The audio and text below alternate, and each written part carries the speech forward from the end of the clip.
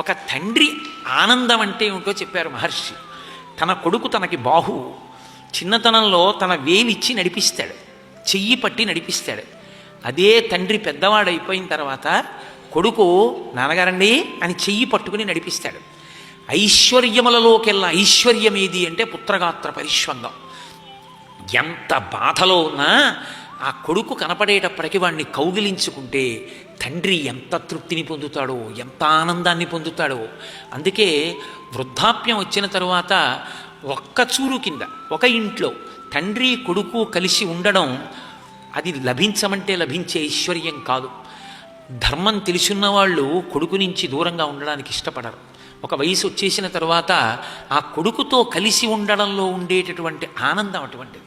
నాన్నగారండి నాన్నగారండి అని ఆ కొడుకు పిలుస్తుంటే, నాన్నగారండి ఏమిటి అలా తింటున్నారు అని కొడుకు అంటుంటే, ఎంత ఒంట్లో బాగుండకపోయినా డాక్టర్ గారి దగ్గరికి కొడుకు తీసుకెళ్ళి నాన్నగారండి అని చేయి పట్టుకున్నప్పుడు, తండ్రి పెద్దవాడైపోయి తలబడినప్పుడు కొడుకు పట్టుకుంటే ఎంత ఆనందం తండ్రికి.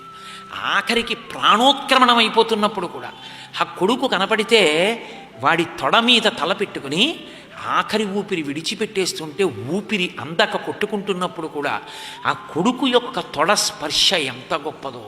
నాకు తెలుసు, ఒక తల్లి రాత్రి 2 గంటలకి తను చనిపోతున్నానన్నది తెలిస్తే కొడుకు లేచిపోతాడేమోనని భయంతో కొడుకు గుండెల మీద తలపెట్టుకుని అంత బాధతో కూడా ఎక్కువ అరిస్తే కొడుకు లేచిపోతాడేమోనని కొడుకు గుండెల మీదే తలపెట్టుకుని ప్రాణం వదిలేసింది.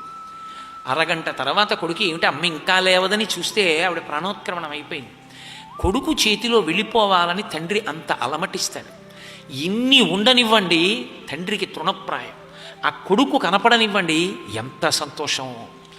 ఆ రాత్రి తల్లిదండ్రులు పడుకునే ముందు ఒక్కసారి ఆ కొడుకు వచ్చి, ఎంత గొప్ప అధికారి కానివ్వండి, ఎంత ఖాళీ లేనివాడు కానివ్వండి, వచ్చి మంచం మీద కూర్చుని, ఏమ్మా నాన్నగారండి భోంచేశారా ఇవాళ?